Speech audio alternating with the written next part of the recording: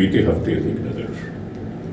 आदरणीय साथियों, मैं तुहाडा अपना रमन कुमार हफ्तावारी एक प्रोग्राम लैके इस प्रोग्राम के जरिए आप जी दे नाल हर हफ्ते मुलाकात होती है, खबरां साझियां होंदियां हैं।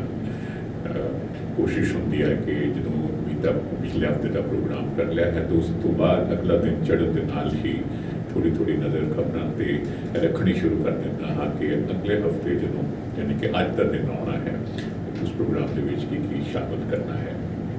तो रद्दो बदल भी होती रहती है कि आखिरी पल से जाके ताज़ा खबर कुछ ज़्यादा वड्डियां टाडियां आ जाती हैं तो उन्होंने तरजीह देनी पैंती है। क्योंकि पंजाब के किसानी का अंदोलन जो है किसान की जद्दोजहद है सिखर पर है कि नहीं हफ्तियां तो किसान सड़कों पर है, रेल पटरियां पर है, अंदोलन कर रहा है। उस बाबत भी गल करांगे।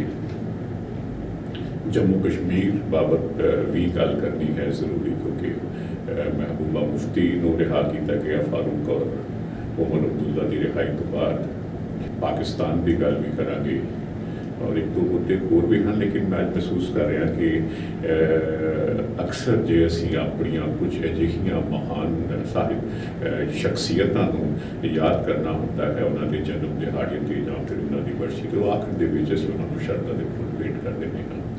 लेकिन मेरा अज दिल करता है कि अज किसानी की गल ज़्यादा तौर पर बड़ी अहम इंपॉर्टेंट है, वो तो करेंगे और भी करेंगे। लेकिन पहलों मैं चाहता हाँ कि प्रोग्राम की शुरुआत है थोड़ी बदल में अंदाज की जाए। कौम के देश के उन्होंने महान सपूतों को याद किया जाए जिन्होंने अपने समूचे जीवन अपनी कारकरदगी के नाल एक अद्वितीय मिसाल कायम की। दो शख्सियत हैं, असी सारे ही जानते हैं। उन्होंने जन्म दिहाड़ा है 15 अक्तूबर देश के साबका राष्ट्रपति APJ अब्दुल कलाम और 16 अक्तूबर सिख कौम के महान सपूत बाबा बंदा सिंह बहादुर। पहलों गल करेंगे बाबा बंदा सिंह बहादुर की। बाबा बंदा सिंह बहादुर अनेक नावां नाल जाने जाते रहे, बड़ा पराक्रमी जीवन सी उन्होंने। ये भी आखते हैं कि उन्होंने जन्म तरीक को लैके थोड़ा जहा है कि दो तरीकों का जिक्र होता है, एक 16 अक्तूबर एक 23 अक्तूबर। लेकिन श्रोमणी गुरुद्वारा प्रबंधक कमेटी ने 16 अक्तूबर ही उन्होंने जन्म तिथि प्रवान कर रखी है। लेकिन उन्होंने जन्म के वरे बारे कोई विवाद नहीं है। 1670 उन्होंने जन्म वरा है। जिस तरह मैं जिक्र किया है कि उन्होंने कितना लंबा और पराक्रमी सफ़र रहा। पहलों वो जिस तरह अनेक नावों नाल जाने जाते सन, लक्ष्मण दास, माधोदास बैरागी, फिर बंदा बैरागी, फिर बंदा बहादुर, फिर बंदा सिंह बहादुर। तो श्री गुरु गोबिंद सिंह साहब जो यात्रा करते 1707 ईस्वी के नांदेड़ पहुँचे तो बैरागी बारे सुनिया, उन्होंने बारे सुनिया, उन्होंने डेरे ते पहुँच गए, उन्होंने सिंहासन पर बैठ गए। मौके पर वो मौजूद नहीं सी, फौजा नाल सन, घुड़सवार के पैदल सैनिक श्री गुरु गोबिंद सिंह साहब के। तो जो बंदा बहादुर भी उत्थे पहुँच जाता है तो उसनों पता लगता है, थोड़ी बहुत गलबात होती है तो बड़ी छेती वो पछाण लेता है जोड़ा माधोदास है। क्योंकि माधोदास के नाम नाल ही जानिया जाता है तो बड़ी छेती पछाण लाता है। जी शख्सियत मेरे को आई है ये बड़ी अद्वितीय और बड़ी महान शख्सियत है। और गुरु गोबिंद सिंह साहब अगे मत्था टेकता है कि उन्होंने आखता है कि मैं तुहाडा बंदा हाँ। जब तो लक्ष्मण दास, जब तो माधोदास, जब तो बंदा बैरागी, वो बंदा बहादुर हो जाता है। फिर बाद में बंदा सिंह बहादुर हो जाता है। तो बंदा सिंह बहादुर ने अनेक लड़ाइयाँ लड़ियाँ और मुगलों के नाल, और खास तौर पर असीं जानते हाँ कि सूबा सरहंद जिसने अनेक अत्याचार किए जन और साहबजादियां दे उपर जुलम ढांदियां उन्होंने शहीद कर दिता सी, दीवारां दे विच चलवा दिता सी। बंदा बहादुर ने उन्होंने शहीदी का, बालकां की शहीदी का बदला लिया सी। वजीर खान को तख्तां चढ़ाए सन और सूबा सरहंद की खास तौर पर इट खड़का देती सी और एक अद्वितीय मिसाल जो है वो बहादुरी की कायम की सी। ਇਹ ਸਿੱਖ ਕੌਮ ਦੇ ਮਹਾਨ ਜਰਨੈਲ ਸਨ ਔਰ ਖਾਸ ਤੌਰ 'ਤੇ ਇਹਨਾਂ ਨੇ ਹੀ ਪਹਿਲੇ ਸਿੱਖ ਰਾਜ ਦੀ ਸਥਾਪਨਾ ਕੀਤੀ ਸੀ ਔਰ ਖਾਸ ਤੌਰ 'ਤੇ ਫਿਰ ਇਹਨਾਂ ਨੇ ਜ਼ਮੀਂਦਾਰੀ ਪ੍ਰਣਾਲੀ ਨੂੰ, ਜ਼ਮੀਂਦਾਰੀ ਪ੍ਰਥਾ ਨੂੰ ਖਤਮ ਕੀਤਾ ਔਰ ਮਜ਼ਲੂਮ, ਗਰੀਬ, ਆਮ ਛੋਟੇ ਲੋਕਾਂ ਨੂੰ ਜ਼ਮੀਨ ਦੇ ਮਾਲਕੀ ਹੱਕ ਦਿਵਾਏ ਔਰ ਖਾਸ ਤੌਰ 'ਤੇ ਕੌਮ ਨੂੰ, ਸਿੱਖਾਂ ਨੂੰ ਜ਼ੁਲਮ, ਜਬਰ ਦੇ ਖਿਲਾਫ, ਜ਼ਾਲਮ ਹਕੂਮਤ ਦੇ ਖਿਲਾਫ, ਜਾਬਰ ਹਕੂਮਤ ਦੇ ਖਿਲਾਫ ਲੜਨਾ ਸਿਖਾਇਆ ਔਰ ਉਹਨਾਂ ਨੂੰ ਸਿਖਾਇਆ ਕਿ ਆਪਣਾ ਰਾਜ ਕੀ ਹੁੰਦਾ ਹੈ, ਆਪਣੀ ਹਕੂਮਤ ਕੀ ਹੁੰਦੀ ਹੈ ਔਰ ਇਸ ਨੂੰ ਹਾਸਲ ਕਰਨ ਵਾਸਤੇ ਕਿਵੇਂ ਖੂਨ ਦੇ ਦਰਿਆ ਪਾਰ ਕਰਨੇ ਪੈਂਦੇ ਹਨ।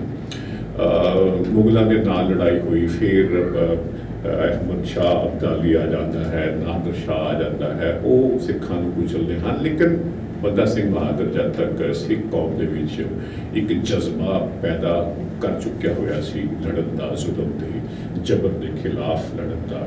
ਔਰ ਫਿਰ ਅਸੀਂ ਦੇਖਦੇ ਹਾਂ ਸਿਖਰ ਆਉਂਦੀ ਹੈ ਜਦੋਂ ਇੱਕ ਵਾਰ ਫਿਰ ਮਹਾਰਾਜਾ ਰਣਜੀਤ ਸਿੰਘ ਸਮੁੱਚੇ ਖਿੱਤੇ ਦੇ ਵਿੱਚ ਜਿਹੜਾ ਹੈ ਇੱਕ ਵਾਰ ਫਿਰ ਉਹ ਸਿੱਖ ਰਾਜ ਕਾਇਮ ਕਰਦੇ ਹਨ ਔਰ ਅਜਿਹੇ ਮੌਕੇ 'ਤੇ ਅਸੀਂ ਪੰਜਾਬ ਵਨ TV ਦੇ ਪਰਿਵਾਰ ਦੇ ਸਾਰੇ ਮੈਂਬਰ ਅੱਜ ਇਸ ਕੌਮ ਦੇ ਇਸ ਮਹਾਨ ਸ਼ਹੀਦ ਨੂੰ, ਇਸ ਮਹਾਨ ਜਰਨੈਲ ਨੂੰ ਯਾਦ ਕਰਦਿਆਂ ਹੋਇਆ ਫਖਰ ਮਹਿਸੂਸ ਕਰ ਰਹੇ ਹਾਂ।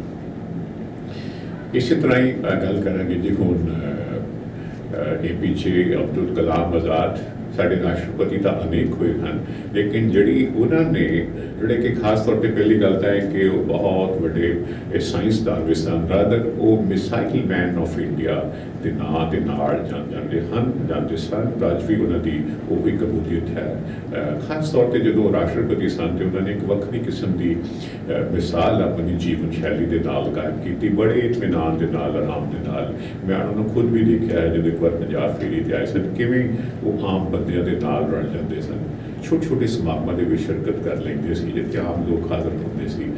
ਪਤਾ ਹੀ ਨਹੀਂ ਸੀ ਲੱਗਦਾ, ਸਿਕਿਉਰਿਟੀ ਵਾਲੇ, ਵੱਡੇ ਸਿਕਿਉਰਿਟੀ ਵਾਲੇ ਵੀ ਦੇਸ਼ ਦੇ ਪ੍ਰੈਜ਼ੀਡੈਂਟ ਸਨ, ਉਹ ਦੇਖਦੇ ਰਹਿ ਜਾਂਦੇ ਸਨ ਕਿਵੇਂ ਸਟੇਜ ਤੋਂ ਉਤਰੇ ਔਰ ਲੋਕਾਂ ਨੂੰ ਜਾ ਕੇ ਉਹਨਾਂ ਦੇ ਮਿਲਣਾ ਚਾਹੁੰਦੇ ਸਨ ਤੇ ਦੇਖਦੇ ਹਨ। ਮੈਂ ਦੇਖਿਆ ਆਪਣੇ ਅੱਖਾਂ ਦੇ ਨਾਲ ਕਿ ਬਾਂਸ ਦੇ ਬੈਰੀਕੇਡ ਲੱਗੇ ਹੋਏ ਨੇ ਤੇ ਉਹ ਰਾਹ ਲੱਭਦੇ ਪਏ ਨੇ, ਰਾਹ ਨਜ਼ਰ ਨਹੀਂ ਆ ਰਿਹਾ, ਸਿਕਿਉਰਿਟੀ ਵਾਲੇ ਦੇਖਦੇ ਪਏ ਤੇ ਬਾਂਸਾਂ ਦੇ ਵਿੱਚੋਂ ਪਾਰ ਕਰਕੇ ਲੋਕਾਂ 'ਚ ਉਹਨਾਂ ਨੇ ਪਹੁੰਚ ਜਾਣਾ।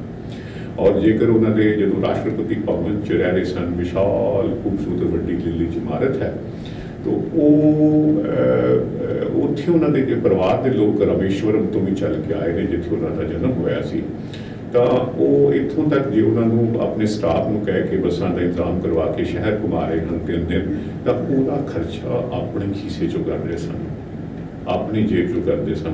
ਕਈ ਵਾਰ ਤਾਂ ਜਦੋਂ ਉਹਨਾਂ ਨੇ ਉੱਥੇ ਖਾਣਾ ਖਾਧਾ ਉਹਦੀ ਪੇਮੈਂਟ ਵੀ ਕਰਨਾ ਚਾਹੁੰਦੇ ਸਨ, ਤਾਂ ਕਈ ਵਾਰ ਤੇ ਉਹਨਾਂ ਦੇ ਸਟਾਫ ਦੇ ਸੀਨੀਅਰ ਜੂਨੀਅਰ ਆਫਿਸਰ ਉਹਨਾਂ ਦੇ ਨਾਲ ਬੁਰੀ ਤਰ੍ਹਾਂ ਨਾਰਾਜ਼ ਹੋ ਗਏ ਤਾਂ ਕਹਿੰਦੇ ਸੀ ਵੀ ਇਨਫ ਇਜ਼ ਇਨਫ, ਵੀ ਇੱਕ ਹੱਦ ਹੁੰਦੀ ਹੈ ਕਿਸੇ ਗੱਲ ਦੀ। ਇੰਨੀ ਸਾਦਗੀ ਸੀ ਉਹਨਾਂ ਦੇ ਵਿੱਚ। ਆਖਰੀ ਗੱਲ ਮੈਂ ਉਹਨਾਂ ਬਾਰੇ ਸਿਰਫ ਇਹ ਕਰਨੀ ਚਾਹਾਂਗਾ, ਜਨਮ ਦਿਨ ਬਾਰੇ, ਕਿਉਂਕਿ ਉਹਨਾਂ ਦੀਆਂ ਅਨੇਕ ਕੋਰਸ ਜਿਹੜੀਆਂ ਨੇ ਉਹਨਾਂ ਦਾ ਜ਼ਿਕਰ ਹੁੰਦਾ ਹੈ, ਕਈ ਪੁਸਤਕਾਂ ਵੀ ਉਹਨਾਂ ਨੇ ਲਿਖੀਆਂ ਹਨ, ਜਿਵੇਂ ਵਿੰਗਸ ਆਫ ਫਾਇਰ ਹੈ, ख्वाब ਬਾਰੇ, ਸੁਪਨੇ ਲੈਣ ਬਾਰੇ ਬੜੀ ਵੱਡੀ ਗੱਲ ਕਰਦੇ ਸਨ। ਜਨਮ ਦਿਨ ਬਾਰੇ ਸਿਰਫ ਮੈਂ ਉਹਨਾਂ ਦੀ ਗੱਲ ਕਰਨੀ ਚਾਹਾਂਗਾ।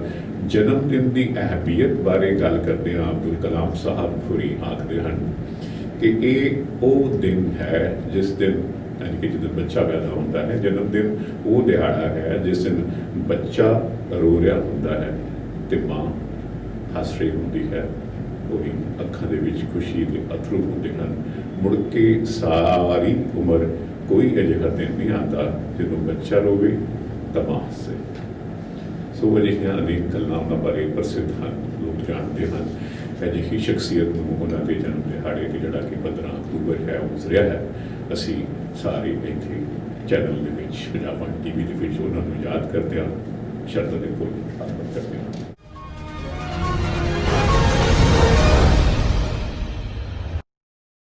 ਗੱਲ ਕਰਾਂਗੇ ਜੀ ਹੁਣ ਕਿਸਾਨ ਅੰਦੋਲਨ ਦੀ। ਤੁਸੀਂ ਜਾਣਦੇ ਹੋ, ਸਾਰੇ ਜਾਣਦੇ ਹਨ, ਲੰਮਾ ਸਮਾਂ ਹੋ ਗਿਆ ਹੈ, ਕਈ ਹਫ਼ਤੇ ਹੋ ਗਏ ਹਨ, ਬੁਰੀ ਤਰ੍ਹਾਂ ਕਿਸਾਨ ਅੰਦੋਲਨ ਭਖਿਆ ਹੋਇਆ ਹੈ। ਜਦ ਤੋਂ ਪਹਿਲਾਂ ਆਰਡੀਨੈਂਸ ਆਏ ਸਨ, ਫਿਰ ਜਦ ਦੇਸ਼ ਦੀ ਪਾਰਲੀਮੈਂਟ ਨੇ, ਇਸ ਦੇਸ਼ ਦੀ BJP ਸਰਕਾਰ ਨੇ ਇਹਨਾਂ ਆਰਡੀਨੈਂਸਾਂ ਦੇ ਬਿੱਲ ਲੈ ਕੇ ਕਾਨੂੰਨ ਪਾਸ ਕਰਵਾ ਲਏ, ਉਸ ਤੋਂ ਬਾਅਦ ਅੰਦੋਲਨ ਹੋਰ ਤਿੱਖਾ ਪੱਕ ਗਿਆ। ਪੰਜਾਬ ਦਾ ਕਿਸਾਨ ਜੋ ਹੈ ਉਹ ਇਹਨਾਂ ਕਾਨੂੰਨਾਂ ਦੇ ਖਿਲਾਫ ਹੈ, ਉਸ ਨੂੰ ਡਰ ਹੈ ਕਿ ਜਿਹੜਾ ਉਸ ਨੂੰ ਫਸਲ ਦਾ ਘੱਟੋ ਘੱਟ ਮੁੱਲ ਮਿਲਦਾ ਹੈ, ਉਹ ਸਾਰੀ ਜੋ ਮੰਡੀਕਰਨ ਦੀ ਪ੍ਰਣਾਲੀ ਦਹਾਕਿਆਂ ਦੇ ਵਿੱਚ ਪੰਜਾਬ ਦੇ ਵਿੱਚ ਵਿਕਸਿਤ ਹੋਈ ਹੈ, ਸਭ ਤਬਾਹ ਹੋ ਜਾਏਗੀ ਤੇ ਵੱਡੇ ਕਾਰੋਬਾਰੀਆਂ ਦੇ ਹੱਥੋਂ, ਕਾਰਪੋਰੇਟਾਂ ਦੇ ਹੱਥੋਂ ਉਹ ਲੁੱਟਿਆ ਜਾਏਗਾ। ਅਸੀਂ ਇਹ ਵੀ ਗੱਲ ਜਾਣਦੇ ਹਾਂ ਕਿ ਸਮੁੱਚੇ ਦੇਸ਼ ਵਿੱਚ ਔਰ ਖਾਸ ਤੌਰ ਤੇ ਪੰਜਾਬ ਦੇ ਵਿੱਚ ਬਹੁਤੀ ਕਿਸਾਨੀ ਜਿਹੜੀ ਹੈ, ਬਹੁ ਗਿਣਤੀ ਕਿਸਾਨੀ ਜਿਹੜੀ ਹੈ ਉਹ ਛੋਟੀ ਹੈ, ਜਿਹਦੇ ਕੋਲ 2 ਹੈਕਟਰ ਯਾਨੀ ਕਿ 5 ਕਿੱਲਿਆਂ ਤੋਂ ਘੱਟ ਥਾਂ ਹੈ। ਫਿਰ ਉਹਦੇ ਵਿੱਚ ਵੀ ਬਹੁ ਗਿਣਤੀ ਕਿਸਾਨੀ ਉਹ ਹੈ ਜਿਹਦੇ ਕੋਲ 1 ਹੈਕਟਰ ਜਾਂ ਫਿਰ 2.5 ਕਿੱਲਿਆਂ ਤੋਂ ਘੱਟ ਰਕਬਾ ਜ਼ਮੀਨ ਹੈ, ਔਰ ਉਹ ਸੋਚਦਾ ਹੈ ਕਿ ਨਵੇਂ ਕਾਨੂੰਨ ਦੇ ਤਹਿਤ ਜਦੋਂ ਕਾਰਪੋਰੇਟ ਔਰ ਵੱਡੇ ਕਾਰੋਬਾਰੀ ਘਰਾਣੇ ਮਾਰਕੀਟ ਦੇ ਵਿੱਚ ਆ ਜਾਣਗੇ, ਜਿਵੇਂ ਸਰਕਾਰ ਨੇ ਮੰਡੀ ਖੋਲ੍ਹਤੀ ਹੈ, ਕਿੱਥੇ ਮਰਜ਼ੀ ਤੁਸੀਂ ਆਪਣੀ ਫਸਲ ਵੇਚੋ ਕਰੋ, ਕਿਆ ਇਹ ਜਾ ਰਿਹਾ ਹੈ ਕਿ ਉਸ ਦੀ ਖੁਸ਼ਹਾਲੀ ਦਾ ਰਾਹ ਖੋਲ੍ਹਿਆ ਗਿਆ ਹੈ, ਉਹ ਆਜ਼ਾਦ ਹੈ ਕਿੱਥੇ ਮਰਜ਼ੀ ਚਾਹੇ ਦੇਸ਼ ਦੇ ਵਿੱਚ ਆਪਣੀ ਫਸਲ ਵੇਚੇ, ਵੱਧ ਪੈਸੇ ਵੱਟੇ, ਉਹਨੂੰ ਪਤਾ ਹੈ ਕਿ ਹੋਣਾ ਜਿਹੜੇ ਉਸ ਦੇ ਉਲਟ ਹੈ। ਔਰ ਖਾਸ ਤੌਰ ਤੇ ਜਿਵੇਂ ਜ਼ਰੂਰੀ ਵਸਤਾਂ ਨੂੰ ਰੱਖਣ ਬਾਰੇ ਕਾਨੂੰਨ ਬਦਲ ਦਿੱਤਾ ਗਿਆ ਹੈ। ਕੋਈ ਵੀ ਕਾਰੋਬਾਰੀ ਲੋਕ ਜਿਹੜੇ ਹੈ ਉਹ ਕਿ ਕੋਈ ਸੀਮਾ ਸੀ ਉਹਨੂੰ ਪਹੁੰਚਾਉਣ ਤਾਂ ਲੱਖਾਂ ਕੁਇੰਟਲ ਫਸਲ ਪੈਦਾਵਾਰ ਇਹ ਜਿਹੀਆਂ ਸਾਰੀਆਂ ਚੀਜ਼ਾਂ ਫਸਲਾਂ ਆਪਣੇ ਗੋਦਾਮਾਂ ਦੇ ਵਿੱਚ ਰੱਖ ਸਕਦੇ ਹਨ। ਤਾਂ ਹੁੰਦਾ ਹੈ ਕਿ ਪਹਿਲੇ 4 ਪੈਸੇ ਉਹਨੂੰ ਬਿਹਤਰ ਮਿਲ ਜਾਣਗੇ ਤੇ ਬਾਅਦ ਦੇ ਵਿੱਚ ਉਹਦਾ ਹਾਲ ਬੜਾ ਮਾੜਾ ਹੋ ਜਾ ਰਿਹਾ ਹੈ। ਐਨੀਵੇ 14 ਅਕਤੂਬਰ ਨੂੰ ਕੇਂਦਰ ਸਰਕਾਰ ਨੇ ਮੀਟਿੰਗ ਬੁਲਾ ਕੇ ਰੱਖੀ ਹੋਈ ਸੀ ਕਿਸਾਨ ਜਥੇਬੰਦੀਆਂ ਦੀ। ਪਹਿਲੋਂ ਥੋੜ੍ਹੇ ਸ਼ੁਭੇ ਸਨ ਕਿ ਸਮੁੱਚੀਆਂ ਜਥੇਬੰਦੀਆਂ ਹਿੱਸਾ ਲੈਣਗੀਆਂ, ਜੇ ਨਹੀਂ ਲੈਣਗੀਆਂ, ਜਿਵੇਂ ਰਾਜੇਵਾਲ ਹੋਰਾਂ ਨੇ ਕਹਿ ਦਿੱਤਾ ਸੀ ਵੀ ਸਾਨੂੰ ਜਾਣਾ ਚਾਹੀਦਾ ਹੈ BKU ਦੇ ਆਗੂ। ਸਾਰੀਆਂ ਜਥੇਬੰਦੀਆਂ ਆਖਰ ਐਗਰੀ ਕਰ ਗਈਆਂ। ਫਿਰ ਇੱਕ ਡੈਲੀਗੇਸ਼ਨ ਜਿਹੜਾ ਹੈ 14 ਅਕਤੂਬਰ ਵਾਲੇ ਦਿਨ ਆਖਰ ਦਿੱਲੀ ਭੇਜ ਦਿੱਤਾ ਗਿਆ। ਉੱਥੇ ਜਾ ਕੇ ਉਹਨਾਂ ਦੇ ਹੱਥ ਬੜੀ ਨਿਰਾਸ਼ਾ ਲੱਗੀ। ਉਹ ਆਸ ਕਰਦੇ ਸਨ ਕਿ ਕੇਂਦਰੀ ਖੇਤੀ ਮੰਤਰੀ ਜਿਹੜੇ ਹਨ ਜਨਾਬ ਨਰਿੰਦਰ ਸਿੰਘ ਤੋਮਰ ਹੋਰੀ ਉਹ ਮੀਟਿੰਗ ਵਿੱਚ ਮੌਜੂਦ ਹੋਣਗੇ, ਖੁੱਲ੍ਹ ਕੇ ਗੱਲਾਂ ਹੋਣਗੀਆਂ, ਲੇਕਿਨ ਅਜਿਹਾ ਨਹੀਂ ਹੋਇਆ। ਸਿਰਫ ਉੱਥੇ ਖੇਤੀ ਸਕੱਤਰ ਹਾਜ਼ਰ ਸਨ, ਭਾਰਤ ਸਰਕਾਰ ਦੇ ਜਨਾਬ ਅਗਰਵਾਲ ਹੋਰੀ 1.5 ਘੰਟਾ ਗੱਲ ਹੋਈ। ਉਹ ਸਾਰੀ ਆਪਣੀ ਕੇਂਦਰ ਸਰਕਾਰ ਦੇ ਵੱਲੋਂ ਸਮਝਾਉਣ ਦੀ ਕੋਸ਼ਿਸ਼ ਕਰਦੇ ਰਹੇ ਕਿ ਕਿਵੇਂ ਇਹ ਪੰਜਾਬ ਦੇ ਦੇਸ਼ ਦੇ ਕਿਸਾਨਾਂ ਦੇ ਹਿੱਤ ਵਿੱਚ ਹੈ, ਲੇਕਿਨ ਸਾਡੇ ਇੱਥੋਂ ਦੇ ਗ੍ਰਹਿ ਪ੍ਰਤੀਨਿਧਾਂ ਨੂੰ ਬੜੀ ਨਾਰਾਜ਼ਗੀ, ਬੜੀ ਨਿਰਾਸ਼ਾ ਹੋਈ, ਬੜਾ ਗੁੱਸਾ ਆਇਆ। ਨਾਲੇ ਉਹ ਬੜੇ ਸਪਸ਼ਟ ਆਪਣੇ ਆਪ ਦੇ ਵਿੱਚ ਕਿ ਭਾਈ ਅਸੀਂ ਤੁਹਾਡੀਆਂ ਗੱਲਾਂ ਸਮਝਣ ਨਹੀਂ ਆਏ, ਅਸੀਂ ਸਮਝਾਉਣ ਆਏ ਹਾਂ, ਕਿਉਂਕਿ ਅਸੀਂ ਜਾਣਦੇ ਹਾਂ ਅਸੀਂ ਆਪਣੇ ਹੱਥੀਂ ਫਸਲ ਬੀਜਦੇ ਹਾਂ, ਆਪਣੇ ਹੱਥੀਂ ਵਾਢੀਆਂ ਕਰਦੇ ਹਾਂ, ਮੌਸਮਾਂ ਦੀ ਮਾਰ ਅਸੀਂ ਵੇਖਦੇ ਹਾਂ, ਸਾਨੂੰ ਹਰ ਗੱਲ ਦਾ ਪਤਾ ਹੈ ਸਾਡੇ ਹਿੱਤ ਵਿੱਚ ਕੀ ਹੈ। ਤਾਂ ਅੜਿੱਕਾ ਬਣਿਆ ਹੋਇਆ ਹੈ। ਤਾਂ 15 ਅਕਤੂਬਰ ਨੂੰ ਆ ਕੇ ਚੰਡੀਗੜ੍ਹ 'ਚ ਮੀਟਿੰਗ ਕਰਦੇ ਹਨ, ਸਾਰੇ ਕਿਸਾਨ ਜਥੇਬੰਦੀਆਂ ਦੇ ਆਗੂ ਉੱਥੇ ਬੈਠਦੇ ਹਨ। ਔਰ ਪਹਿਲੋਂ ਤਾਂ ਪੰਜਾਬ ਸਰਕਾਰ ਨੂੰ ਵੀ ਚੇਤਾਵਨੀ ਦੇ ਰੱਖੀ ਸੀ ਫਿਰ, ਕਿਉਂਕਿ ਪੰਜਾਬ ਸਰਕਾਰ ਨੇ ਵੀ ਹੁਣ ਫੈਸਲਾ ਕਰ ਲਿਆ ਹੈ ਕਿ ਉਹ 19 ਅਕਤੂਬਰ ਵਾਲੇ ਦਿਨ, ਸੋਮਵਾਰ ਵਾਲੇ ਦਿਨ ਪੰਜਾਬ ਅਸੈਂਬਲੀ ਦਾ ਵਿਸ਼ੇਸ਼ ਇਜਲਾਸ ਬੁਲਾਉਣ ਜਾ ਰਹੀ ਹੈ, ਜਿਸ ਦੇ ਵਿੱਚ ਇਹਨਾਂ ਕਾਨੂੰਨਾਂ ਨੂੰ ਰੱਦ ਕਰਨ ਦਾ ਪ੍ਰੋਗਰਾਮ ਹੈ। तो पंजाब सरकार में चेतावनी उन्होंने वापस ले ली है। हाँ, ये चेतावनी जरूर दे दी है कि जो राजपाल ये पास हुए बिल इन्होंने कानून बनाने वास्ते जो राजपाल उन्होंने दस्तखत नहीं करते तो वो फिर राजपाल VP सिंह बदनौर होरां दा घेराव करनगे। सो एक मैं गल करते करते पंजाब सरकार के फैसले की गल भी आप नाल शेयर कर ली है।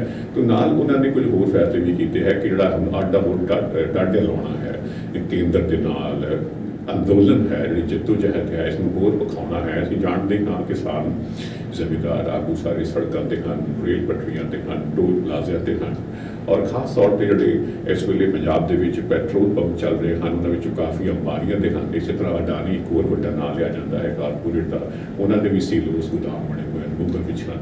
तो उत्थे सारियां थावां ते धरना डर के तौर पर दिता जा रहा है। आने वाले दिन मैनूं लगता है ये जिहड़ी चैन घट ते बेचैनी वाले ज़्यादा हैं और बयान विचों इस पास भी आ जाता है, उस पास भी आ जाता है। जो मीटिंग का सिक्का कोई नहीं निकलिया तो सुखबीर बादल होरां ने, हरसिमरत कौर बादल होरां ने आखता भी इन्होंने पंजाब के किसानों को बुला के शर्मसार किया है, पिट विच छुरा मारिया है, इस नाल पंजाब की शांति भंग हो सकती है। ये भी गल असीं जाणदे हां कि बड़ी छेती जो है अकालियों का स्टैंड जिहड़ा है, जिहड़े पहलों केंद्र सरकार का हिस्सा सन स्टैंड, उहदे विच बड़ी छेती तब्दीली आई है। इस दौरान एक दो गल्लां होर करनियां हैं जी, क्योंकि केंद्र सरकार BJP सरकार समूचे देश में कोशिश कर रही है कि दस्से सारिਆਂ ਨੂੰ कि बई किवें ये नवे कानून किसान के हित में हैं। जो मौजूदा मंडी प्रणाली खत्म हो जाएगी और किसान अपनी फसल किते भी बेचण वास्ते आज़ाद होएगा। मीटिंगां पंजाब में हो नहीं सकदियां। BJP के आगू का डाढा विरोध हो रहा है, उन्होंने घरां दे बाहर धरने दिते जा रहे हैं। ਸੋ ਕੇਂਦਰ ਨੇ ਬੀਤੇ 2-3 ਦਿਨਾਂ 'ਚ ਕੋਸ਼ਿਸ਼ ਕੀਤੀ ਹੈ। ਵੀਰਵਾਰ ਵਾਲੇ ਦਿਨ ਵੀ ਜਿਹੜੀ ਕੇਂਦਰੀ ਮੰਤਰੀ ਸਮ੍ਰਿਤੀ ਇਰਾਨੀ ਹਨ, ਉਹਨਾਂ ਨੇ ਵਰਚੁਅਲ ਮੀਟਿੰਗ ਕੀਤੀ। ਇੱਧਰ ਪੰਜਾਬ ਦੇ ਵਿੱਚ ਬਠਿੰਡੇ ਵਾਲੇ ਪਾਸੇ ਲੋਕ ਬੈਠੇ ਸਨ, ਉਹ ਉੱਥੇ ਦਿੱਲੀ ਦੇ ਵਿੱਚ ਹਾਜ਼ਰ ਸਨ। ਜਿਹੜੇ ਪੰਜਾਬ ਦੇ ਬੀਜੇਪੀ ਦੇ ਆਗੂ ਜਿਨ੍ਹਾਂ ਨੂੰ ਹੁਣੇ ਬਹੁਤ ਵੱਡੀ ਪ੍ਰਮੋਸ਼ਨ ਮਿਲੀ ਹੈ, ਉਹਨਾਂ ਨੂੰ ਜਨਰਲ ਸਕੱਤਰ ਬੀਜੇਪੀ ਦਾ ਬਣਾ ਦਿੱਤਾ ਗਿਆ ਹੈ, ਤਰੁਣ ਚੁੱਘ ਹੋਰਾਂ ਨੂੰ, ਉਹ ਵੀ ਉਹਨਾਂ ਦੇ ਨਾਲ ਉੱਥੇ ਦਿੱਲੀ 'ਚ ਹਾਜ਼ਰ ਸਨ। ਉਹ ਪੰਜਾਬ ਦੇ ਆੜਤੀਏ ਇੱਥੇ ਬੈਠੇ ਹੋਏ ਸਨ, ਖਾਦ ਦੇ ਵਿੱਚ ਨਾਲ ਬੀਜੇਪੀ ਦੇ ਆਗੂ ਕਾਰਜਕਰਤਾ ਬੈਠੇ ਸਨ, ਕੁਝ ਕਿਸਾਨ ਸਨ, ਤੇ ਉਹ ਜਿਵੇਂ ਲੋਕਾਂ ਨੂੰ ਸਮਝਾਉਣ ਦੀ ਕੋਸ਼ਿਸ਼ ਹੈ। ਤੋ ਆਪਣਾ ਪੱਖ ਉਹ ਸਪਸ਼ਟ ਕਰ ਰਹੇ ਹਨ। ਲੇਕਿਨ ਇਸ ਦੇ ਪਹਿਲਾਂ ਇੱਕ ਮੀਟਿੰਗ ਹੋਈ ਸੀ ਉਸ ਵਾਲੇ ਮੁਕਤਸਰ ਵਾਲੇ ਪਾਸੇ, ਉਹ ਨਾਲ ਹੀ ਜਿਹੜਾ ਹੈ ਧਰਨਾਕਾਰੀ ਕਿਸਾਨਾਂ ਨੂੰ ਪਤਾ ਲੱਗ ਗਿਆ, ਧਰਨਾਕਾਰੀਆਂ ਕਿ ਵੀ ਇਹ ਕਿਸੇ ਫਲਾਫਲਾ ਸਕੂਲ ਦੇ ਹਾਲ ਵਿੱਚ ਬੈਠੇ ਹਨ, ਭੱਜ ਕੇ ਮੌਕੇ ਤੇ ਪਹੁੰਚ ਗਏ। ਪੁਲਿਸ ਵਾਸਤੇ ਬੜੀ ਵੱਡੀ ਮੁਸ਼ਕਲ ਪੈਦਾ ਹੋਈ, ਕਿਤੇ ਟਕਰਾਅ ਦੀ ਸਥਿਤੀ ਨਾ ਆ ਜਾਵੇ। ਉਹਨਾਂ ਨੇ ਅੰਦਰ ਜਾ ਕੇ ਦੱਸਿਆ ਬੀਜੇਪੀ ਆਗੂਆਂ ਨੂੰ, ਉਹ ਵੀ ਦਿੱਲੀ ਦੇ ਵਿੱਚ ਉਸ ਦਿਨ ਕੇਂਦਰ ਸਰਕਾਰ ਦੇ ਖੇਤੀ ਰਾਜ ਮੰਤਰੀ ਨਾਲ ਮੀਟਿੰਗ ਕਰ ਰਹੇ ਸਨ, ਵਰਚੁਅਲ ਮੀਟਿੰਗ। ਉਹ ਦਿੱਲੀ ਵਿੱਚ ਸਨ ਤੇ ਇੱਥੇ ਉਹ ਜਾ ਕੇ ਮੀਟਿੰਗ ਰੋਕਣੀ ਪਈ। ਉਹਨਾਂ ਨੇ ਬਾਹਰ ਆ ਕੇ ਪੁਲਿਸ ਵਾਲਿਆਂ ਨੇ ਦੱਸਿਆ ਅੰਦੋਲਨਕਾਰੀ ਕਿਸਾਨਾਂ ਨੂੰ ਕਿ ਭਾਈ ਦੀ ਮੀਟਿੰਗ ਰੋਕ ਦਿੱਤੀ ਗਈ ਹੈ। ਫਿਰ ਅੰਦਰ ਲੈ ਕੇ ਗਏ ਉਹਨਾਂ ਨੂੰ, ਅੰਦਰ ਜਾ ਕੇ ਦੇਖਿਆ ਕਿ ਮੀਟਿੰਗ ਮੁੱਕ ਗਈ ਸੀ, ਮੁਕਾ ਦਿੱਤੀ ਗਈ ਸੀ। ਫਿਰ ਜਾ ਕੇ ਉਹਨਾਂ ਦੀ ਤਸੱਲੀ ਹੋਈ। ਤਾਂ ਇਸ ਦੌਰਾਨ ਕੁਝ ਦਿਨ ਪਹਿਲਾਂ ਦਾ ਹੈ, ਪੰਜਾਬ ਬੀਜੇਪੀ ਦੇ ਪ੍ਰਧਾਨ ਅਸ਼ਵਨੀ ਸ਼ਰਮਾ ਦੀ ਗੱਡੀ ਦੇ ਉੱਪਰ ਹਮਲਾ ਹੋਇਆ ਸੀ, ਸ਼ੀਸ਼ੇ ਤੋੜੇ ਗਏ ਸਨ। ਉਹਨਾਂ ਨੇ ਕਿਉਂਕਿ ਉਹਨਾਂ ਨੂੰ ਪੰਜਾਬ ਦੇ ਵਿੱਚ ਕਬੂਲੀਅਤ ਹੋ ਨਹੀਂ ਪਾ ਰਹੀ, ਉਹਨਾਂ ਦਾ ਵਿਰੋਧ ਹੋ ਰਿਹਾ ਹੈ, ਬਾਈਕਾਟ ਹੋ ਰਿਹਾ ਹੈ, ਉਹਨਾਂ ਦੇ ਘਰਾਂ ਦੇ ਅੱਗੇ ਧਰਨੇ ਦਿੱਤੇ ਜਾ ਰਹੇ ਹਨ। ਤਾਂ ਵੀਰਵਾਰ ਵਾਲੇ ਦਿਨ ਉਹਨਾਂ ਨੇ ਚੰਡੀਗੜ੍ਹ ਪ੍ਰੈਸ ਕਾਨਫਰੰਸ ਕਰਕੇ ਆਖਿਆ ਕਿ ਸਾਰਾ ਕੁਝ ਜੋ ਹੈ ਇਹ ਕਾਂਗਰਸ ਦੀ ਪੰਜਾਬ ਦੀ ਕਾਂਗਰਸ ਸਰਕਾਰ ਦੇ ਕਰਕੇ ਹੋ ਰਿਹਾ ਹੈ। ਕੈਪਟਨ ਅਮਰਿੰਦਰ ਸਿੰਘ ਹੋਣੀ, ਇਹਨਾਂ ਦੇ ਹੋਰ ਸਾਥੀ ਸਾਰਾ ਕੁਝ ਕਰਵਾ ਰਹੇ ਹਨ, ਔਰ ਖਾਸ ਤੌਰ ਤੇ ਸਾਡੀਆਂ ਗੱਡੀਆਂ ਨੂੰ ਪੁਲਿਸ ਵਾਲੇ ਉਸ ਪਾਸੇ ਲੈ ਕੇ ਜਾਂਦੇ ਹਨ, ਕਹਿਣ ਨੂੰ ਸੁਰੱਖਿਆ ਦੇ ਕਰਕੇ, ਲੇਕਿਨ ਜਾਣਬੁੱਝ ਕੇ ਉਸ ਪਾਸੇ ਲੈ ਕੇ ਜਾਂਦੇ ਹਨ ਕਿ ਜਿਸ ਪਾਸੇ ਅੱਗੇ ਪਹਿਲੋਂ ਹੀ ਤੈਅਸ਼ੁਦਾ ਪ੍ਰੋਗਰਾਮ ਦੇ ਮੁਤਾਬਕ ਕਾਂਗਰਸ ਦੇ ਮੁਜ਼ਾਹਰਾਕਾਰੀ ਖੜੇ ਹੁੰਦੇ ਹਨ। ਉਹਨਾਂ ਨੂੰ ਜਾਣਬੁੱਝ ਕੇ ਤੰਗ ਪਰੇਸ਼ਾਨ ਕੀਤਾ ਜਾ ਰਿਹਾ ਹੈ। ਜਿਹੜੀ ਵਿਰੋਧਤਾ ਹੋ ਰਹੀ ਹੈ ਪੰਜਾਬ ਦੇ ਕਿਸਾਨੀ ਵੱਲੋਂ ਕਾਂਗਰਸ ਦੀ ਸ਼ਹਿ 'ਤੇ ਹੋ ਰਹੀ ਹੈ, ਥੋੜ੍ਹਾ ਹੋਰ ਤਿੱਖੇ ਤੇਵਰ ਅਪਣਾਉਂਦੇ ਉਹਨਾਂ ਆਖਿਆ ਕਿ ਵੀ ਜੇ ਮੇਰੇ ਲਹੂ ਦੇ ਨਾਲ, ਜੇ ਮੇਰੇ ਲਹੂ ਦੇ ਡੁੱਲਣ ਦੇ ਨਾਲ ਜੇ ਵੀ ਕਿਸੇ ਮਸਲੇ ਦਾ ਹੱਲ ਹੁੰਦਾ ਹੈ ਤਾਂ ਮੈਨੂੰ ਪੰਜਾਬ ਸਰਕਾਰ ਦੱਸ ਦੇਵੇ, ਉਹ ਜਿੱਥੇ ਕਹਿਣਗੇ ਮੈਂ ਉੱਥੇ ਹਾਜ਼ਰ ਹੋ ਜਾਵਾਂਗਾ।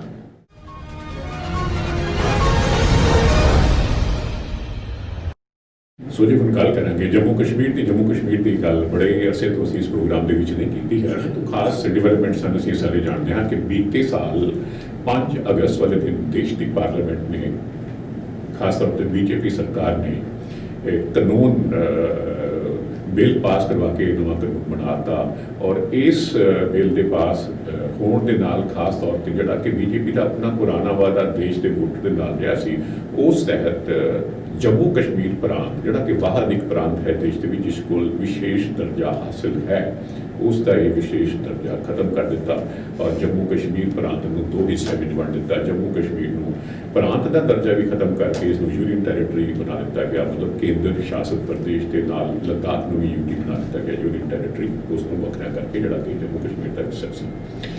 ਤਾਂ ਨਾਲ ਹੀ ਬੀਤੇ ਵਰੇ ਫਿਰ ਉਸ ਮੌਕੇ 'ਤੇ ਸਾਰੀਆਂ ਹੀ ਪਾਰਟੀਆਂ ਦੀ ਜਿਹੜੀ ਲੀਡਰਸ਼ਿਪ ਸੀ ਉਹਨੂੰ ਗ੍ਰਿਫਤਾਰ ਕਰ ਲਿਆ ਗਿਆ ਸੀ। ਅਸੀਂ ਜਾਣਦੇ ਹਾਂ ਕਿ ਹਾਲਾਤ ਉੱਥੇ ਬੜੇ ਮਾੜੇ ਹਨ, ਕਸ਼ੀਦਗੀ ਵਾਲੇ ਹਨ, ਵੱਡਾ ਅੱਤਵਾਦ ਹਾਕਿਆ ਤੋਂ ਚੱਲਦਾ ਆ ਰਿਹਾ ਹੈ, ਵੱਡੀ ਫੌਜੀ ਮੌਜੂਦਗੀ ਹੈ ਉੱਥੇ। ਤਾਂ ਹੁਣ ਜਿਹੜੀ ਤਾਜ਼ਾ ਖਬਰ ਹੈ ਕਿ ਕੁਝ ਇੱਕ ਦਿਨ ਪਹਿਲਾਂ ਜਿਹੜੇ ਸਾਬਕਾ 2 ਮੁੱਖ ਮੰਤਰੀ ਬਾਪ ਬੇਟਾ ਹਨ, ਨੈਸ਼ਨਲ ਕਾਨਫਰੰਸ ਦੇ ਫਾਰੂਕ ਅਬਦੁੱਲਾ ਔਰ ਉਹਨਾਂ ਦੇ ਬੇਟੇ ਉਮਰ ਅਬਦੁੱਲਾ ਨੂੰ ਰਿਹਾ ਕੀਤਾ ਗਿਆ ਕਰੀਬ 14 ਮਹੀਨਿਆਂ ਦੇ ਬਾਅਦ। ਤੇ ਥੋੜ੍ਹੇ ਦਿਨਾਂ ਬਾਅਦ ਹੁਣ ਜਿਹੜੀ ਉੱਥੋਂ ਦੀ ਸਾਬਕਾ ਮੁੱਖ ਮੰਤਰੀ ਹੈ, ਪੀਪਲਸ ਡੈਮੋਕ੍ਰੈਟਿਕ ਪਾਰਟੀ ਦੀ ਮੁਖੀ ਮਹਿਬੂਬਾ ਮੁਫਤੀ ਨੂੰ ਵੀ ਹੁਣ ਜਿਹੜਾ ਹੈ ਉਹ ਰਿਹਾ ਕਰ ਦਿੱਤਾ ਗਿਆ। ਉਹ ਬੜਾ ਤਿੱਖਾ ਪ੍ਰਤੀਕਰਮ ਆ ਕੇ ਉਹਨਾਂ ਨੇ ਦਿੱਤਾ ਹੈ ਔਰ ਆਖਿਆ ਹੈ ਕਿ ਉਹ ਉਹਨਾਂ ਵਾਸਤੇ ਔਰ ਸਮੁੱਚੇ ਪ੍ਰਾਂਤ ਵਾਸਤੇ ਬੜੇ ਕਸ਼ਟ ਦੀ ਔਰ ਅਸਹਿ ਗੱਲ ਹੈ ਕਿ ਵਿਸ਼ੇਸ਼ ਰਾਜ ਦਾ ਦਰਜਾ ਖਤਮ ਕੀਤਾ ਗਿਆ ਹੈ ਔਰ ਕਿਸੇ ਵੀ ਤਰ੍ਹਾਂ ਇਹ ਹੈ ਸਾਨੂੰ ਕਬੂਲ ਨਹੀਂ ਹੈ। ਸਾਡੇ ਲੋਕਾਂ ਦੇ ਹੱਕਾਂ 'ਤੇ ਡਾਕਾ ਮਾਰਿਆ ਗਿਆ ਹੈ, ਸਾਨੂੰ ਬੇਇੱਜ਼ਤ ਕੀਤਾ ਗਿਆ ਹੈ ਔਰ ਸਾਡੇ ਕੋਲੋਂ ਜੋ ਖੋਇਆ ਗਿਆ ਹੈ ਅਸੀਂ ਉਸ ਨੂੰ वापस ਲੈਣ ਲਈ पूरी वाला होगी। मैं आज 1 साल से भी ज़्यादा अरसे के बाद रिहा हुई हूँ। इस दौरान 5 अगस्त 2019 के काले दिन का काला फैसला हर पल मेरे दिल और रूह पे वार करता रहा और मुझे एहसास है कि यही कैफियत जम्मू कश्मीर के तमाम लोगों की रही होगी। हम में से कोई भी शख्स उस दिन की डाकाजनी और बेइज्जती को कतन भूल नहीं सकता।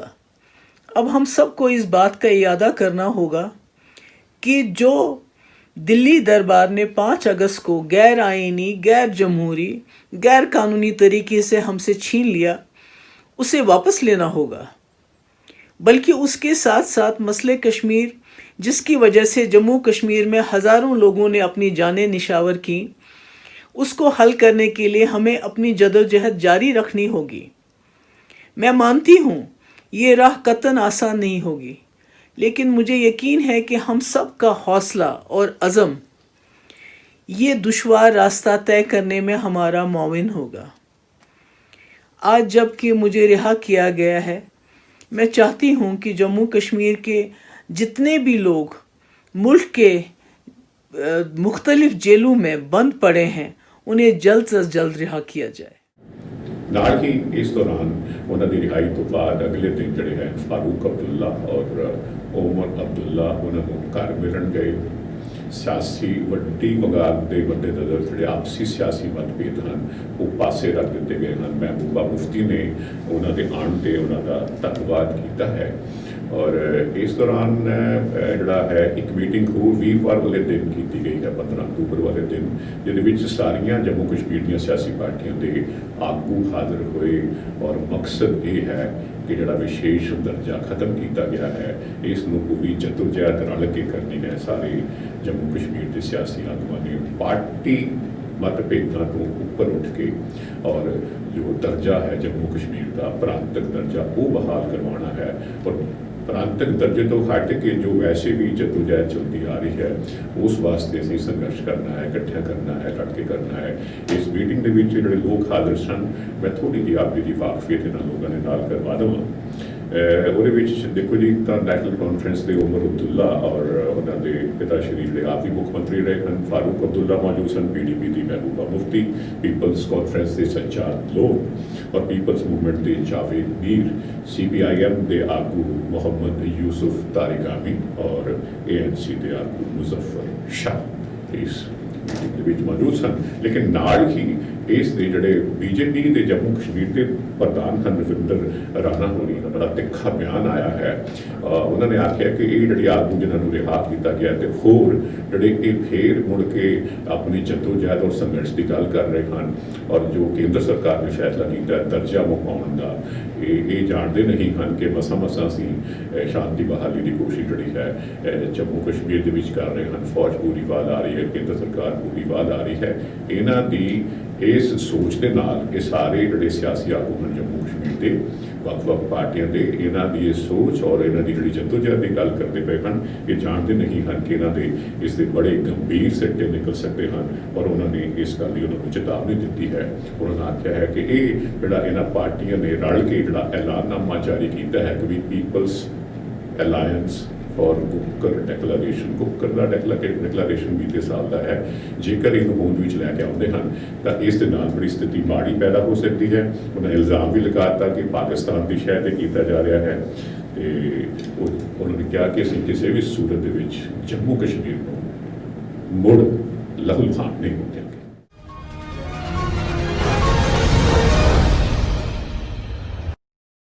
ਸੋ ਦੀ ਪੰਜਾਬ ਤੋਂ ਬਾਅਦ ਅਸੀਂ ਜੰਮੂ ਕਸ਼ਮੀਰ ਦੀ ਗੱਲ ਕੀਤੀ ਹੈ। ਜੰਮੂ ਕਸ਼ਮੀਰ ਦੀ ਗੱਲ ਕੀਤੀ ਹੈ ਤਾਂ ਬੜੇ ਦਿਨਾਂ ਦੇ ਬਾਅਦ ਮੇਰਾ ਮਨ ਕਰ ਰਿਹਾ ਹੈ ਕਿ ਥੋੜ੍ਹੀ ਝਾਤ ਜਿਹੜੀ ਹੈ ਪਾਕਿਸਤਾਨ ਦੇ ਸਿਆਸੀ ਹਾਲਾਤ 'ਤੇ ਵੀ ਮਾਰ ਲਿੱਤੀ ਜਾਵੇ। ਪਾਕਿਸਤਾਨ ਦੀ ਜਿਹੜੀ ਤਾਜ਼ਾ ਖਬਰ ਦੀ ਜੇ ਅਸੀਂ ਗੱਲ ਕਰੀਏ ਤਾਂ ਉੱਥੇ ਵੱਖ-ਵੱਖ ਸਿਆਸੀ ਪਾਰਟੀਆਂ ਦੇ ਵਿੱਚ ਇਮਰਾਨ ਖਾਨ ਦੀ ਸਰਕਾਰ ਦੇ ਖਿਲਾਫ ਰੋਸ ਜਿਹੜਾ ਹੈ ਉਹ ਲਗਾਤਾਰ ਵੱਧਦਾ ਜਾ ਰਿਹਾ ਹੈ।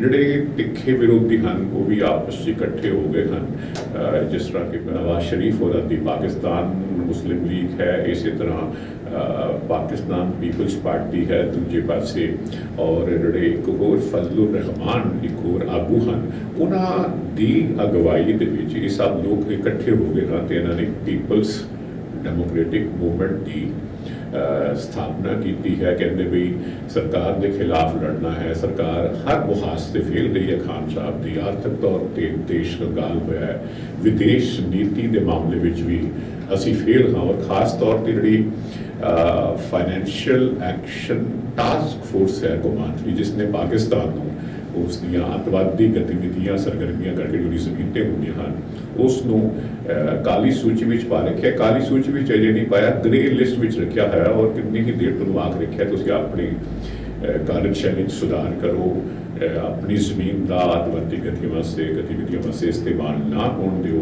ਉਹ ਉਹਨੂੰ ਹਰ 3 ਮਹੀਨੇ ਬਾਅਦ ਵਾਚ ਕਰਕੇ ਥੋੜ੍ਹਾ ਟਾਈਮ ਹੋਰ ਦਿੱਤੇ ਜਾ ਰਹੇ ਹਨ। ਉਹ ਸਾਰੀ ਜਥੇਬੰਦੀਆਂ ਇਲਜ਼ਾਮ ਲਗਾ ਰਹੀ ਹਨ ਕਿ ਹਰ ਮੁਹਾਜ਼ 'ਤੇ ਔਰ ਇਸ ਮੁਹਾਜ਼ 'ਤੇ ਵੀ ਜਿਹੜਾ ਹੈ ਸਰਕਾਰ ਫੇਲ ਹੋਈ ਹੈ।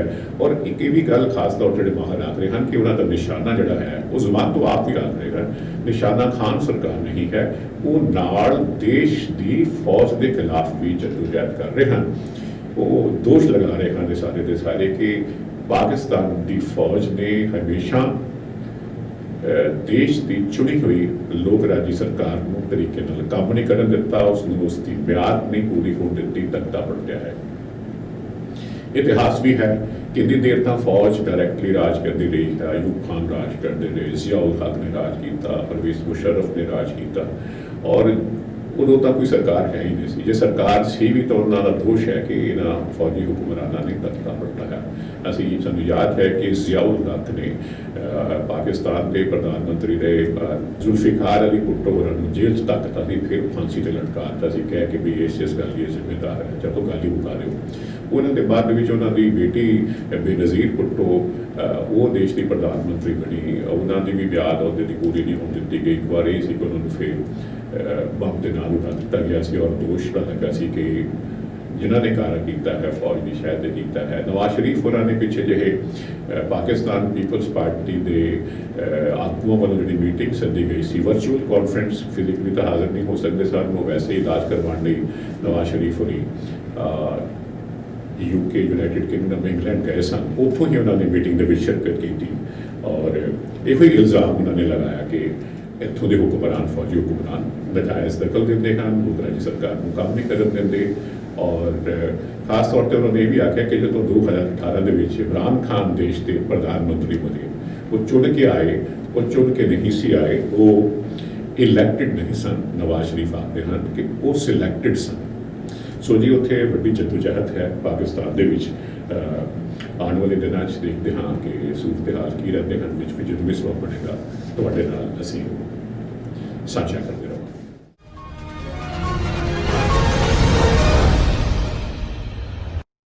ਤੋ ਜੀ ਆਖਰ ਦੇ ਵਿੱਚ ਅਸੀਂ ਗੱਲ ਕਰਾਂਗੇ ਆਪਣੇ ਅਮਰੀਕਾ ਦੇ ਦਰਸ਼ਕਾਂ ਨਾਲ, ਹੋਰ ਨਹੀਂ ਥਾਈ ਕਿ ਬਸ ਇਹ ਦਰਸ਼ਕਾਂ ਦੇ ਨਾਲ ਵੀ।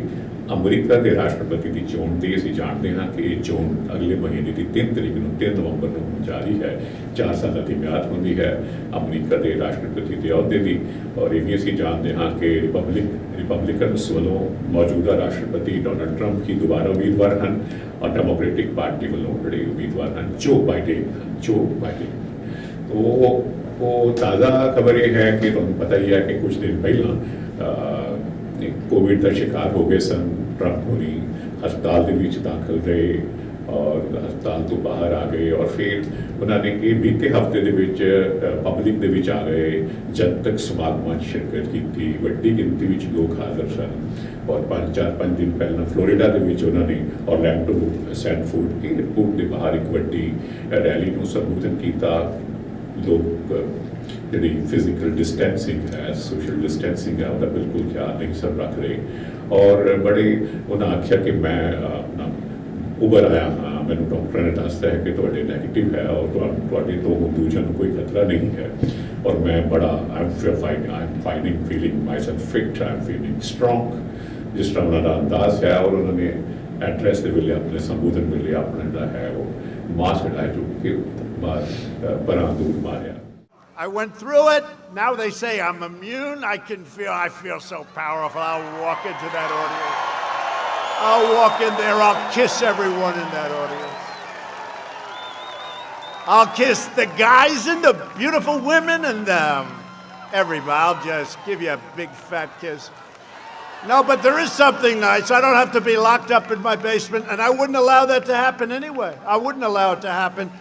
When you're the president, you can't lock yourself in a basement and say, I'm not going to bother with the world. You got to get out, and it's risky. It's risky, but you got to get out. But it does give you a good feeling when you can beat something, and now they say you're immune. I don't know for how long. Some people say for life. Some people say for 4 months. I mean, every time I think about it, every time I hear them, it gets shorter and shorter and shorter. ਉਹ ਇਸ ਦੇ ਨਾਲ ਇੱਕ ਅਜੀਬ ਕਿਸਮ ਦਾ message ਵੀ ਜਾਂਦਾ ਹੈ, ਉਹ ਆਪਣਾ ਕੌਨਫੀਡੈਂਸ ਵੀ ਦਿਖਾ ਰਹੇ ਹੁੰਦੇ ਹਨ, ਕੁਝ ਲੋਕ ਉਹਨਾਂ ਦਾ ਸਮਰਥਨ ਵੀ ਕਰ ਰਹੇ ਨੇ, ਕਾਫੀ ਹੱਦ ਤੱਕ ਵੀ ਲੋਕ ਸਮਰਥਨ ਕਰ ਰਹੇ ਨੇ, ਕਈ ਲੋਕ ਵੱਡਾ ਇਤਰਾਜ਼ ਕਰ ਰਹੇ ਹੁੰਦੇ ਹਨ ਕਿ ਜਦੋਂ ਦੇਸ਼ ਦਾ ਰਾਸ਼ਟਰਪਤੀ ਅਜਿਹੀ ਮਿਸਾਲ ਕਾਇਮ ਕਰੇਗਾ ਤਾਂ ਬਾਕੀ ਲੋਕ ਕੀ ਕਰਨਗੇ। ਤੋ ਇਸ ਦੌਰਾਨ ਹੀ ਜਿਹੜੇ ਉਹਨਾਂ ਦੇ ਅਰਦਾਸ ਤੋਂ ਜਿਹੜੇ ਦੇਸ਼ ਦੇ ਅਮਰੀਕਾ ਦੇ ਜਿਹੜੇ ਟੌਪ ਇਨਫੈਕਸ਼ੀਅਸ ਡਿਸੀਜ਼ਿਸ ਦੇ ਐਕਸਪਰਟ ਹਨ ਡਾਕਟਰ ਐਂਥਨੀ ਫੌਜੀ, ਤਾਂ ਉਹਨਾਂ ਨੇ ਵੀ ਉਹਨਾਂ ਦੇ ਇਸ ਵਤੀਰੇ 'ਤੇ ਇਤਰਾਜ਼ ਕੀਤਾ ਔਰ CNN ਚੈਨਲ ਦੇ ਨਾਲ ਇੰਟਰਵਿਊ ਦੇ ਵਿੱਚ ਆਖਿਆ ਕਿ ਉਹਨਾਂ ਦੇ ਇਸ ਵਤੀਰੇ ਨਾਲ, ਇਸ ਕਿਸਮ ਦੇ ਕੱਟ ਦੇ ਨਾਲ ਇਹ ਵਾਇਰਸ ਦੇ ਫੈਲਣ ਦਾ ਵੱਡਾ ਖਤਰਾ ਹੋ ਸਕਦਾ ਹੈ। ਔਰ ਕਈ ਵਾਰ ਕੁਝ ਲੋਕ ਅਜਿਹੇ ਹੁੰਦੇ ਹਨ ਜਿਨ੍ਹਾਂ ਨੂੰ ਅਸੀਂ, ਔਰ ਖਾਸ ਤੌਰ 'ਤੇ ਤੁਸੀਂ ਇੱਕ ਅਜਿਹੇ ਇਵੈਂਟ ਨੂੰ, ਅਜਿਹੇ ਕੱਟ ਨੂੰ ਉਹਨਾਂ ਆਖਿਆ ਕਿ ਇਹ ਸੁਪਰ ਸਪਰੈਡਰ ਹੈ, ਮਤਲਬ ਜਦੋਂ ਇੰਨੇ ਲੋਕ ਇਕੱਠੇ ਹੋਣਗੇ ਔਰ ਜਿਹੜੀਆਂ ਪ੍ਰੀਕਾਸ਼ਨਸ ਨੇ, ਜੋ ਇਹਤਿਆਤ ਹੈ ਉਹ ਨਹੀਂ ਵਰਤਦੇ ਤਾਂ ਇਸ ਦੇ ਨਾਲ ਜਿਹੜਾ ਵਾਇਰਸ ਹੈ ਹੋਰ ਡਾਢਾ ਫੈਲ ਸਕਦਾ ਹੈ, ਵੱਡੇ ਨੁਕਸਾਨ ਹੋ ਸਕਦੇ ਹਨ। ਤਾਂ ਇਸੇ ਤਰ੍ਹਾਂ ਉਹਨਾਂ ਦੇ ਇਸ ਅਰਦਾਸ ਦੇ ਉੱਪਰ ਜਦੋਂ ਉਹਨਾਂ ਨੇ ਗੱਲ ਕੀਤੀ, ਜੋ ਬਾਈਡਨ ਨੇ ਡੈਮੋਕ੍ਰੈਟਿਕ ਪਾਰਟੀ ਦੇ ਜਿਹੜੇ ਉਮੀਦਵਾਰ ਹਨ, ਉਹਨਾਂ ਨੇ ਉਹਨਾਂ ਦੇ ਉੱਪਰ ਬੜੇ ਟਰੰਪ ਵੱਲੋਂ ਤੇ ਬੜੇ ਤਿੱਖੇ ਹਮਲੇ ਕੀਤੇ, ਆਖਿਆ ਕਿ ਇਹ ਜੋ ਮਹਾਮਾਰੀ ਫੈਲੀ ਹੈ ਪੈਂਡੇਮਿਕ, ਉਸ ਦੇ ਨਾਲ ਇਹਨੂੰ ਸਾਂਭਣਾ, ਇਹਨੂੰ ਕਿਵੇਂ ਲੋਕਾਂ ਨੂੰ ਇਹ ਤੋਂ ਬਚਾਉਣਾ ਹੈ ਇਸ ਮਹਾਮਾਰੀ ਤੋਂ, ਇਸ ਬਾਬਤ ਬਿਲਕੁਲ ਪੂਰੀ ਤਰ੍ਹਾਂ ਡੋਨਲਡ ਟਰੰਪ ਫੇਲ ਹੋਏ ਹਨ। ਡੋਨਲਡ ਟਰੰਪ ਹੋਰੀ ਉਹ ਆਖਦੇ ਹਨ ਕਿ ਇਹਨਾਂ ਦੀ ਕੋਈ ਸਾਇੰਟੀਫਿਕ ਸੋਚ ਹੈ ਨਹੀਂ, ਕੋਈ ਵਿਗਿਆਨਕ ਸੋਚ ਹੈ ਨਹੀਂ, ਇਹ ਸਿਰਫ ਔਰ ਸਿਰਫ ਹਰ ਚੀਜ਼ ਨੂੰ ਸਟਾਕ ਮਾਰਕੀਟ ਦੇ ਨੁਕਤਾਏ ਨਜ਼ਰ ਤੋਂ ਵੇਖਦੇ ਹਨ। ਅਤੇ ਉਹਨਾਂ ਨੇ ਆਖਿਆ ਕਿ ਇਹਨਾਂ ਨੂੰ ਕੋਵਿਡ ਹੋਣ ਤੋਂ ਬਾਅਦ, ਵਾਇਰਸ ਹੋਣ ਤੋਂ ਬਾਅਦ ਜੋ ਇਹਨਾਂ ਦਾ ਵਰਤਾਰਾ ਹੈ, ਇਹ ਤਾਂ ਹੋਰ ਵੀ ਨਿੰਦਣਯੋਗ ਹੈ ਔਰ ਨਾਕਾਬਿਲੇ ਕਬੂਲ, ਨਾਕਾਬਿਲੇ ਬਰਦਾਸ਼ਤ ਹੈ। ਤੋ ਜੇਕਰ ਅਸੀਂ ਗੱਲ ਕਰੀਏ ਜੋ ਜਾਇਜ਼ਾ ਹੈ, ਜੋ ਅਸੈਸਮੈਂਟ ਹੈ, ਜੋ ਵਿਸ਼ਲੇਸ਼ਣ ਹੈ ਅਮਰੀਕਾ ਦੇ ਵੱਖ-ਵੱਖ ਅਦਾਰਿਆਂ ਦਾ, ਪ੍ਰੈਸ ਜਾਂ ਹੋਰ ਜਿਹੜੇ ਇੰਸਟੀਚਿਊਟ ਇਸ ਬਾਬਤ ਕੰਮ ਕਰਦੇ ਹਨ, ਤਾਂ ਉਹਨਾਂ ਦੇ ਹਿਸਾਬ ਦੇ ਨਾਲ ਫਿਲਹਾਲ ਜਿਹੜੇ ਹੈ ਰਾਸ਼ਟਰਪਤੀ ਦੇ ਅਹੁਦੇ ਦੀ ਰੇਸ ਲਈ ਚੋਣ ਦੇ ਵਿੱਚ ਉਹ ਜੋ ਬਾਈਡਨ ਹੋਰਾਂ ਨੂੰ ਕਾਫੀ ਅੱਗੇ ਵਿਖਾ ਰਹੇ ਹਨ।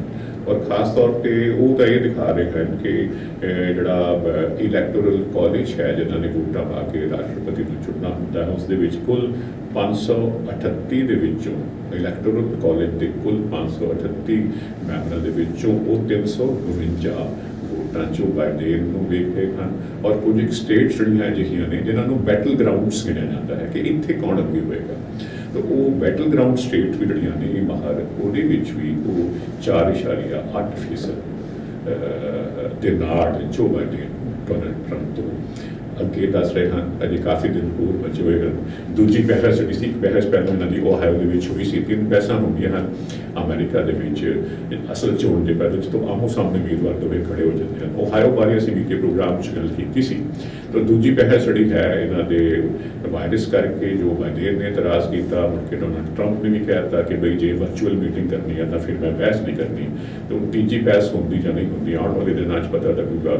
ਔਰ ਆਖਰ ਹਵਾ ਕਿਸ ਰੁਖ ਵਗਦੀ ਹੈ, ਇਹ ਵੀ ਆਉਣ ਵਾਲੇ ਦਿਨਾਂ 'ਚ ਪਤਾ ਲੱਗੇਗਾ। ਦਿਨ ਤਾਂ ਹੁਣ ਬਹੁਤ ਥੋੜ੍ਹੇ ਹੀ ਰਹਿ ਗਏ ਹਨ ਇਸ ਚੋਣ ਨੂੰ। ਤੋ ਇਹੋ ਹੀ ਗੱਲਾਂ ਜਿੰਨੀਆਂ ਸੀ ਜੀ, ਖਬਰਾਂ, ਗੱਲਾਂ, ਜਿੰਨੇ ਇਸ਼ੂਜ਼, ਜੋ ਮੁੱਦੇ ਸਨ, ਮੈਂ ਸਮੇਟ ਸਕਦਾ ਸੀ ਅੱਜ ਦੇ ਪ੍ਰੋਗਰਾਮ ਦੇ ਵਿੱਚ ਪੂਰੀ ਬਾਤ ਆ ਕੇ ਸਮੇਟਣ ਦੀ ਕੋਸ਼ਿਸ਼ ਕੀਤੀ ਹੈ। ਮਿਲਦੇ ਰਹਿਣਾ ਹੈ, ਅਗਲੇ ਹਫ਼ਤੇ ਫਿਰ ਹਾਜ਼ਰ ਹੋਣਾ ਹੈ।